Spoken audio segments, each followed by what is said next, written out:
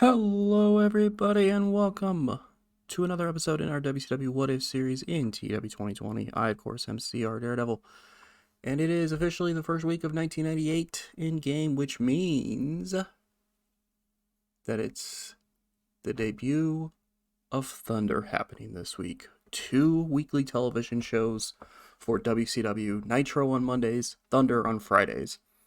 Now, the way this is going to be set up, with at least the first couple of episodes of this. I haven't decided if it's going to be the permanent solution heading forward or if it's just going to be a temporary thing. But the way this is going to be set up for the time being is that it is going to be both weekly shows in one video. So this video will have Nitro, and then right after it, it'll have Thunder. I might change that in the future. But for now, we're going to be doing it as one video just because schedule-wise, it doesn't really fit in. I can't do it on Fridays because then I have to move the MyGM series, which, I get that this series is probably more popular than the MyGM series, but I at least want to finish that out first before I would consider doing that.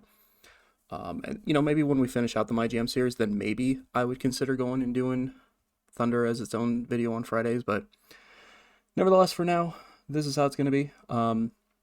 And the good thing is that with having 2 weekly A shows, I can go and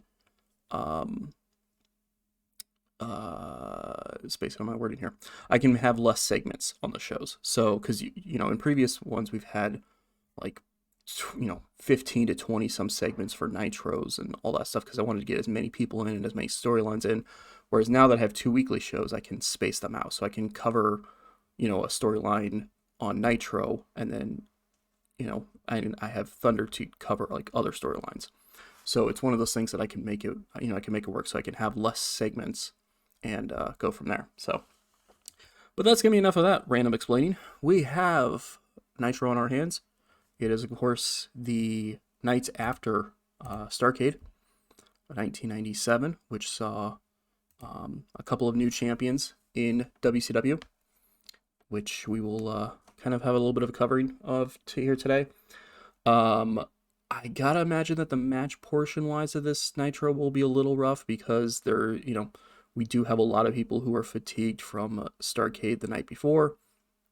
So I was only able to get, a few matches on it, but I feel like we still have a pretty good card. We have a title match on the show. We have a pretty strong main event. So I feel like we should still do pretty well with Nitro, but we will find out how it plays out right now in front of 15,561 people at the Pyramid Arena. We open up with a television title matchup as Too Cold Scorpio, the new television champion, defeats Big Bubba Rogers in 821 by pinfall with a disc that I'll miss, making offense number 1 of the TV title. 76 rating for the match, 81 from Scorpio, 56 from Rogers. So pretty decent opening contest here. Scorpio gets the victory. Afterwards, he's celebrating in the ring when Lance Storm comes out and says, you may have beat me last night for the television championship, but I'm not going to take that lying down. I'm going to get my rematch and I'm going to win the championship back. So basically just kind of stating that, hey, he's not done with Too Cold Scorpio at this point. So we'll have to see how that ends up playing out. Then we get a 95 rated promo. My God, he's doing... I know Raven can cut really great promos, but I wasn't expecting a 95 already. He doesn't come to the ring. He's backstage. He's backstage, kind of in a darker room, as usual. And he's talking about how Mark Merrow wants a one-on-one matchup with him, but it's kind of ironic that Mark couldn't even help his team get a victory at Starrcade last night over the Flock. He says if he can't even beat the rest of the Flock, why in the world would he be able to defeat him? So Mark doesn't get that one-on-one match with Raven anytime soon because Raven feels like Mark Merrow is not worthy of a one-on-one match with Raven. So we'll have to see how that plays out. We get a 73 rated matchup that sees Paul Levesque of the New World Order defeat Billy Kidman in 756 by pinfall and Ace Crusher. 74 from Levesque, 53 from Kidman, 73 rating for the match.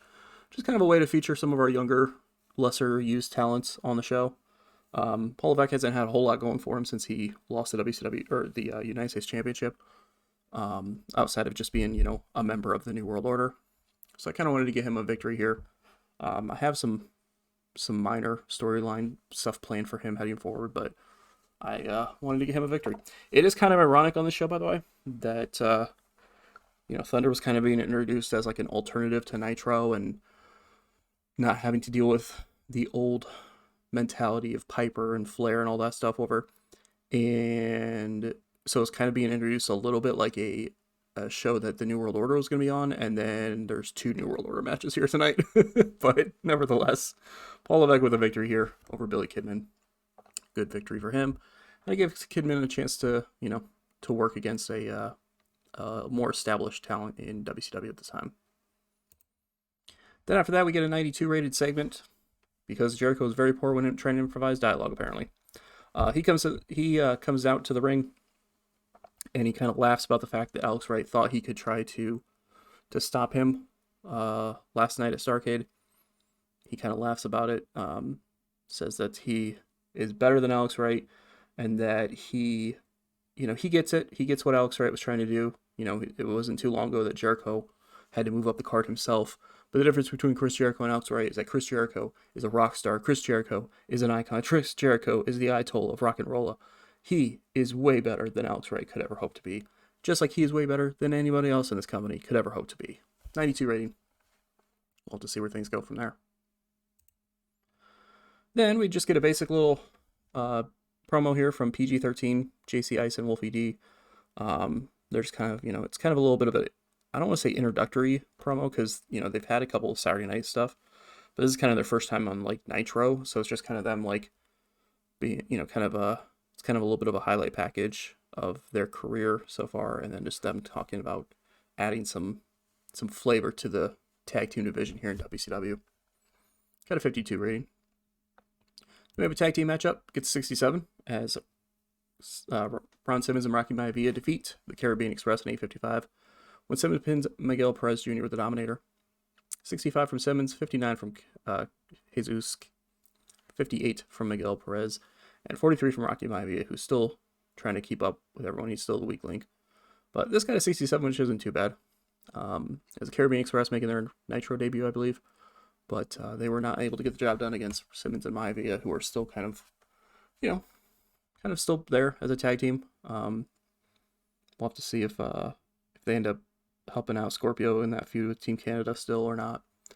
But, nice little tag team matchup here on Nitro. Then after that, we get a promo from Jeff Jarrett, who says that last night was a fluke, that Cactus Jack got lucky against him, and that he will still try to cross off Cactus Jack's name on his list. But maybe he needs to focus on a different name on the list right for the moment. So kind of teasing the idea that maybe Cactus Jack's name wasn't the first name on the list. In truth, it's more of him just being like, well, I can't beat Cactus, so I got to figure out somebody else to cross off the list. But, kind of in a heelish way. So we'll have to see who's his next target, I guess, at this point. Or if he does still decide to go after Cactus. He didn't really say he was going to stop going after Cactus. He just said that maybe he has to find another name to cross off the list first. So, we'll see. Then we get a backstage segment with the Horsemen. Got a 100 rating. Of course it did. As, there's some disappointment backstage. There's some disappointment. 3 of the 4 who had matches on the show. Marcus Bagwell was not in a match on the show. He might have been on the pre-show. I don't remember now. But obviously the other 3 had matches on the main show, and all 3 of them lost. Benoit lost the U.S. title matchup against Steven Regal. Flair lost to Eddie Guerrero, and Brian Pillman lost the world title matchup to Steve Austin. So there's some disappointment there. And Pillman kind of steps up and is like, listen, we can stay here and we can whine and moan like so many other people do in the past. Or we can pick ourselves up and we can get back to trying to be the Horsemen, trying to be the faction here in WCW, trying to be the group here in WCW, the symbol of excellence, if you will. It's like, just because we lost, just because we lost all of our matches last night, doesn't mean that that this is the end of the Horsemen. We pick ourselves up and we get right back to it. We still have that war with the New World Order. We're still trying to get rid of the New World Order completely from WCW, and And and honestly, we can't, at least I can't complain. Pillman says, he's like, I can't complain. I mean, I lost to Steve Austin, who's a hell of a wrestler. He's a really great guy, and he was the better man on that night. I can admit that. Flair, you need to admit that Eddie was the better man on that night. That Eddie was just better than you last night. Flair just isn't really wanting to deal with it. And Pillman's like, well, Benoit, I mean, you don't need to admit anything about Regal because Regal's a scumbag. So we'll get our revenge on him in due time. But yeah, we just we pick ourselves up and we keep going. So kind of interesting to see Brian Pillman kind of being the voice of reason here. Flair's always usually the voice of the reason for, well, not the voice of reason, but he's usually the voice for the Horsemen. He's always usually trying to hype people up, and it's kind of interesting to see Pillman being the voice of reason here for these groups, for these four here. We get a 63-rated matchup that sees Medusa defeat Nanae Takahashi in 9:29 by pinfall German suplex. 62 from Medusa, 41 from Takahashi.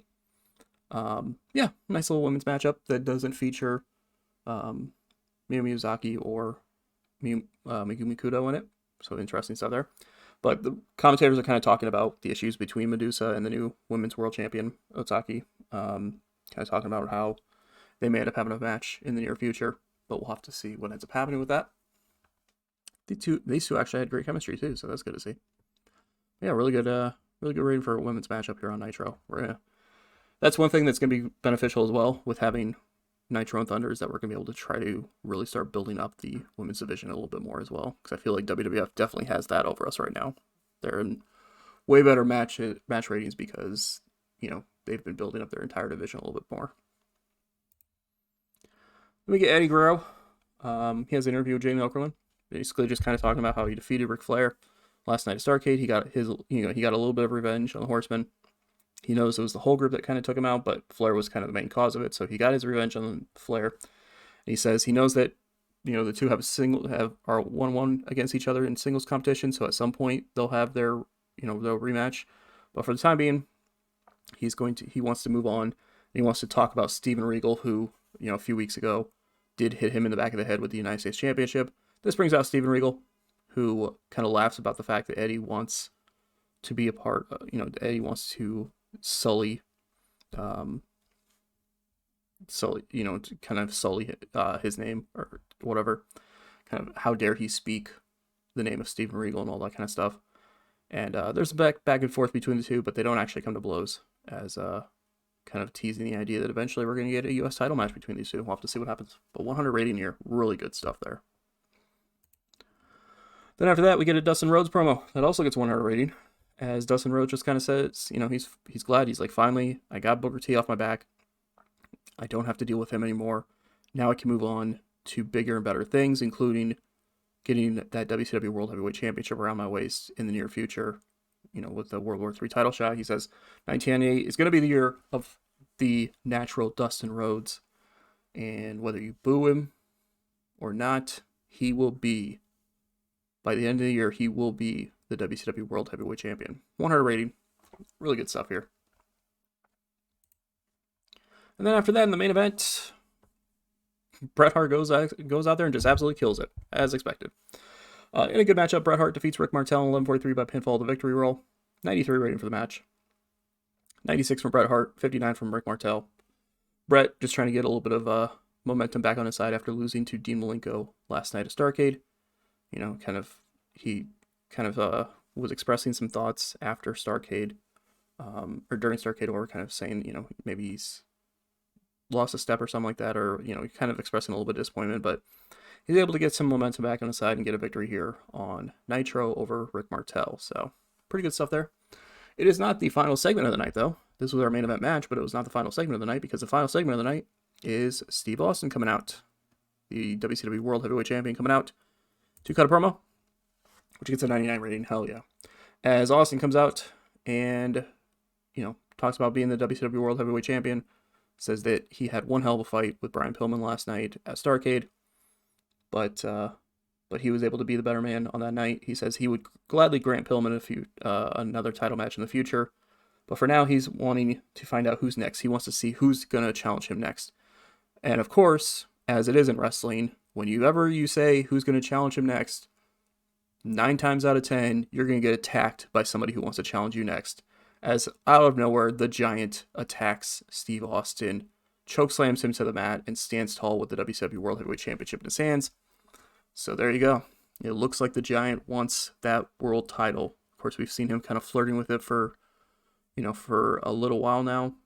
Kind of being right there on the verge of trying to get the title shot, but hasn't gotten it. So it looks like he might be trying to get a title shot here again. 99 rating. The show itself gets a 94. I will gladly take that. Increased our popularity in 30 regions. Really good stuff there. As you see, it was a lot less segments on this show. We had a triple threat match in the pre-show too. That's what that is there. But yeah, so that's gonna be Thunder. That's gonna be Thunder. That's gonna be Nitro. That is. So Nitro is booked there. And then after this, we will show you Thunder, so you can see how that plays out. So we will see you in just a few moments, because technically I'm doing this as 2 videos. I'm merging into one, but I will see you in just a few moments for Thunder. And now for those watching, it is time for WCW Thunder. It is time to run down our very first Thunder ever. In front of 17,828 people at the Arrowhead Pond. That's right, we actually had more people show up for Thunder than we did for Nitro. Everybody's excited for the first new episode of Thunder. We have Eric Bischoff starting off the show. He kind of talks about how he is very poor when trying to improvise dialogue. That's what he talks about. He talks about how how he's been given the reins here on Thunder. Piper may be able to run Nitro, but he gets to run Thunder. It's still stipulated that he can't decide if the New World Order get title shots or not, but he can do stuff here, however, and kind of prove that he's a better authority figure than Roddy Piper is. So still kind of continue on a little bit of a battle between him and Roddy Piper. But this gets a 58, not great. Got to work on his entertainment skills, but he basically welcomes everyone to Thunder, says that this is going to be a better show than Nitro, and that he is, him and the rest of the New World Order are looking forward to proving that that they can help, that they are staying around forever and all that kind of stuff. Surprisingly, though, the main event does not feature the New World Order, but we'll get to that later on. We've got the Giant with a 91 braided promo, who kind of discusses briefly about why he attacked Austin. He says that he has been basically kind of what I said during that segment on Nitro, that he's been on the outside looking for his world title shot for so long now, and he decided that instead of sitting there trying to battle against other contenders or get matches, get 4 title shots, he's just going to go after the champion. He says that he doesn't care. He's going to keep attacking the champion until the champion gives him a title shot. So he says, Austin, what happened on Monday night is going to continue to happen until you give me a shot at the WCW World Heavyweight Championship. Bam Bam's there too, because he's his tag partner as of late. But this got a 91. So it looks like Giant wants a shot at the WCW World Heavyweight Championship. We'll have to see when that ends up happening. Hint, hint. There just happens to be a Clash of Champions happening sometime this month. So, just might be that. I say sometime this month because I haven't decided exactly what day in game I'm going to do it. I don't want to do it on a Sunday because I want to make it seem kind of like it still was in real life, where like their Clash of Champions didn't happen on Sundays. It happened kind of randomly throughout the week. So I have to decide. And it might end up being one of the last Clash of Champions we do, because I might actually switch over to the some of the pay-per-views they used in real life for January, but we'll see. But 91 rating here, as Giant makes it clear that he wants a shot at the world title. Then after that, tag team action sees Jesse James Armstrong and Ron Killings teaming up, and they defeat the Dudley Boys at 9:24. Armstrong pinned Devon Dudley with a shake, rattle, and roll. Ron Killings was a weak link. We got to change his gimmick real quick. He was getting stale, so we're changing his gimmick from a fun babyface to a white rapper. Got an initial rating of poor, so that's not good, but it does give him a small boost of psychology during his matches, so that's good. But you might be able to kind of see the direction we're taking Jesse James Armstrong heading forward. But him and Ron Killings team up to defeat the Dudleys. 51 from Devon, 55 from Bubba, 39 from Killings, and 59 from Jesse James Armstrong. So yeah, 61 rated for the match. Not too bad. Not too bad for a first match up here on Thunder. Featuring, a tag team that we want to get featured a little bit more, and two people who maybe might have some more in common than people would think. So we'll have to see what ends up happening with that. But 61 rating here. Then after that, 51 here. Yeah, that kind of makes sense. Some of the segments on the show aren't going to be super great because I'm trying to use some lesser known people, and so it might bring the show rating down a little bit, but we'll make it up, or at least I'm hoping we'll make it up. But Alex Wright and Q Suzuki are backstage. Alex Wright, kind of disappointed that he lost to Chris Jericho at Starrcade, and Suzuki's just telling him like, hey, you'll get him next time.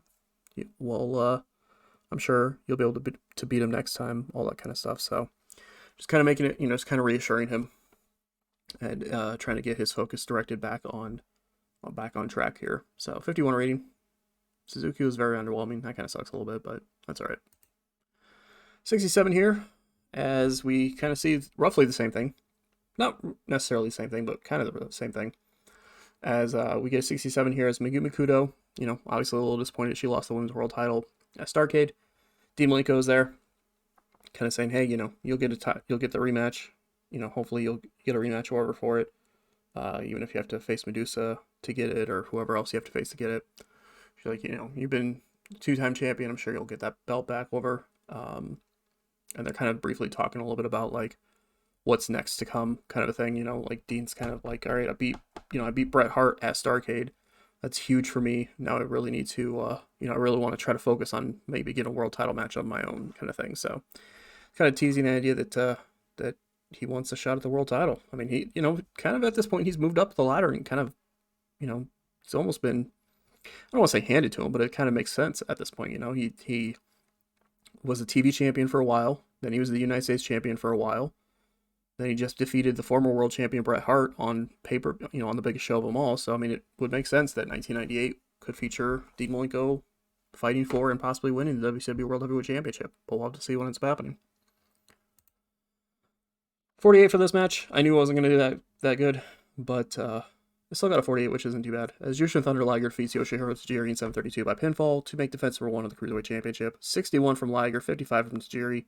This match would have been really good if they had the popularity for it, but nevertheless, Liger making defense number 1 of the Cruiserweight Championship, kind of proving that he's going to face, he's kind of open to facing anyone here in WCW with the Cruiserweight Championship on the line. So we'll have to see where things go for there. Then after that, kind of speaking a little bit about the Cruiserweight Championship, we have Miss Alexandria New York standing backstage with Gene Okerlund and Shane Helms. And Okerlund is asking York, or kind of talking to York about Shane Helms here. Kind of ignoring the fact that Big Bubba Rogers is also her client, but, this seems to be all about Shane Helms right now. As Miss York kind of puts over Shane Helms as being the future of WCW, and about how he's just, he's waiting for those opportunities to be given to him, and a place like Thunder would be great for him to get those kind of opportunities to really shine and possibly even get some championship gold around his waist. So 71 rating here, as we just, just kind of a way to kind of put over Shane Helms and get him maybe lined up for a little bit of a push here in WCW. Then we get backstage segment, gets an 80 rating. I might have to tweak now I'm looking at that, I might have to tweak the announcers a little bit. I was trying to use the same announcers as WCW Saturday Night, which is Mike Tenay, Larry Zbyszko, and Michael Cole. But if this is getting penalties for better color commentary and better announcing and all that stuff, that might not be good for us. We might have to fix that. Nevertheless, this gets an 80 rating as Jerry Lynn and Sean Waltman are backstage, kind of talking about what's next for the New World Order. What's now that they've given this world, this Thunder here, to really to not have to deal with the old farts, not old farts, but to not have to deal with the past generation like Roddy Piper, who wanted to hold them down, who wanted to try to destroy them, kind of thing. They're giving more of a chance to shine here on Thunder, and talk about how maybe they need to go for maybe they need to challenge for the tag team titles. And Bret Hart kind of walks in and is like, "Listen, the New World Order, we've kind of stumbled a little bit lately, but one thing has always been for sure, as even as of right now, we still hold championship gold here in WCW. We still always have a championship with us. We still have the United States Championship within our ranks right now. And honestly, I think you two challenging for the tag titles would be great. You can take those belts back from Sting and Barry Windham, and kind of put a stop to their little buddy, their little buddy thing going on." So 80 rating here, as Lynn and Waltman kind of consider challenging for the tag titles again here in the near future. We'll have to see if that ends up happening. Then they go out to the ring and they defeat Candyman Express in 8:28 when Waltman pinned Furnace. 62 rating, 79 from Lynn, 73 from Waltman, 50 from Doug Furnace, and 55 from Philip Flan. Yeah, not too bad. New World Order just looking good in the victory here. Only got a 62, but it's not too bad. Like I said, this show was penalized due to a lack of associated storyline, because I forgot to advance the storyline in this. But yeah, Thunder's gonna bring down our ratings a little bit, like our popularity and stuff a little bit as time goes on, but I'm not too worried about it, because we're gonna be able to, it's gonna be a chance for me to build up people who don't always get featured a lot on Thunder, like I've mentioned. Not a B show, but a chance because we have so many big stars right now in WCW, that is going to give me a chance to be, like I've mentioned on Nitro, that if I use, a major star on one show, I don't have to use them on the other one, so it's giving me a chance to build up some other people, kind of thing. So that's why I'm kind of hoping you're seeing some names that, like, you wouldn't normally be seeing, like the Can-Am Express. I'm hoping that, getting them on TV will get them a little bit more popularity and all that stuff. Then we had Rikishi Fatu in a backstage, not backstage, it's in a video thing, where he talks about, how the Flock won at Starrcade, but that he has some issues with Meng, and that, that everybody wants to see two big men going at it. And so he issues a challenge for Thunder next week, Rikishi Fatu versus Meng one-on-one. We'll have to see if that ends up happening. Gets an 83 rating. And then right afterwards, Mark Marrow actually has a pre-taped video as well. And he says, he heard what Raven had to say on Nitro. And you know what? Raven's right. He couldn't help his team win against the rest of the Flock at Starrcade. He admits that. He admits that he couldn't help, that his team took the loss. But if he has to go through every single member of the Flock to get to Raven, then so be it. He says that he will show up on Nitro Monday night, and he will fight anyone from the Flock who wants to show up and have a match with him. 79 rating here. So there you go. Mark Marrow throwing out a challenge on Nitro to a member of the Flock, and Rikishi Fatu throwing out a challenge to Meng specifically on Thunder next week. We'll have to see if those end up happening. We get a 62 rating as Mayumi Ozaki defends the Women's World Championship against Jacqueline in 8:14 by pinfall with a Shining Yakuza kick. 64 from Mayumi, 45 from Jacqueline. 62 rating for the match itself. Not too bad, as we get another title defense here on this show.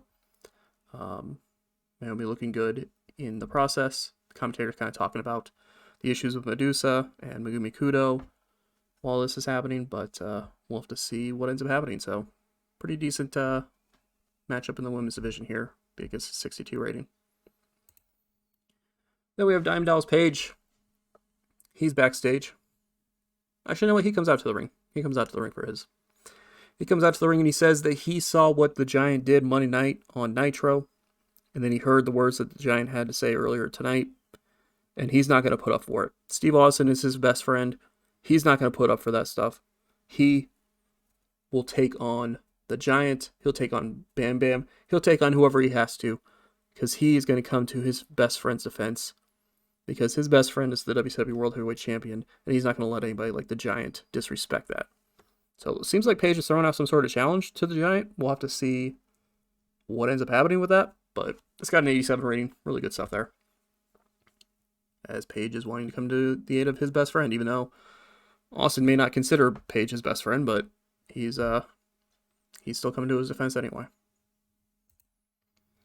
We get a 1 heart rating, which gains heat for the storyline, as Sting and Barry Windham are discussing their victory over the Giant and Bam Bam Bigelow at Starrcade.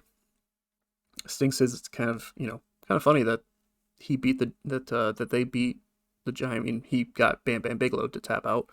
But he's like, it's kind of funny that the Giant lost to them at Starrcade, and now he wants a world title match. Maybe Sting should have a world title match, since he's the one who, since his team beat the Giants team.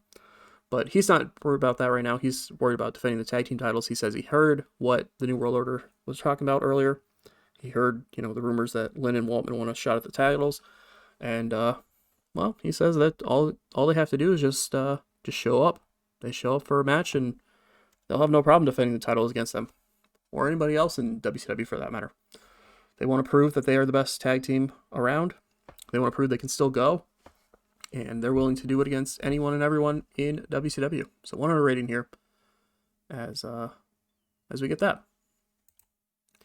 We get an 81 rated matchup. I don't know if this was just because of Michael Cole. It was also due to the low heat for the storyline.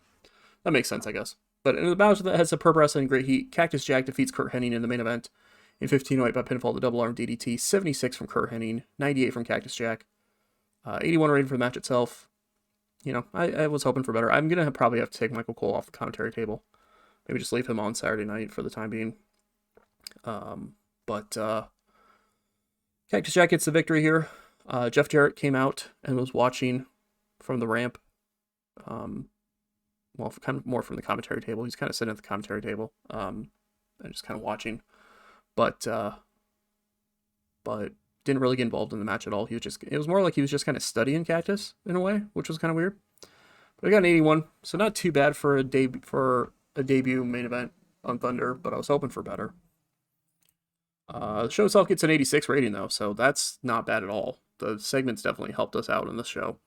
DDP, Giant, and the Tag Champs promos definitely helped us out with this show. So I'll take an 86. I'll take an 86 for our debut of Thunder for sure. Again, wasn't perfect, but it could have been, it could have been better, but it definitely could have been worse. So there is that. We will get into this really quick. We will show you what happened on Raw.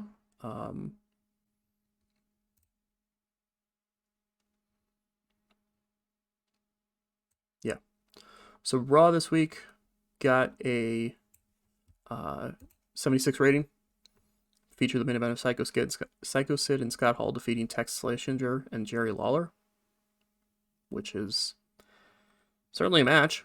Yeah, it's certainly a match. Did feature an 80 rated women's match up there as Hikaru Hokuto defeated Leilani Kai. So, like I said, it's one of those things that we have to build up our women's division compared to them. But Man on a Mission also retained the tag team title, so good for them there. Our shows, because I didn't show that exactly. Nitro had 8.5 million people watching, or sorry, they had 9.2 million people watching. 8.5 were watching on TV, and then we have one of our Sky Sports one is technically pay-per-view. And then Thunder had 9.2 million watching as well. So a little bit less people watching than Nitro, about 45,000 or 65,000 people less. 65,000 less people watching. But it's still not, that's still not bad. That's not bad for the debut of those. So there is that. Let me know what you think about this setup. I know it's a little bit longer of an episode with the two combined. But let me know what you think about this, and let me know how you feel when it comes to everything else right now, to what's going on in WCW as we head towards what'll be Clash of the Champions here in January. So thank you all for watching. Definitely appreciate it. And we will catch you in this series next week for another episode. and on the channel tomorrow for yet another video.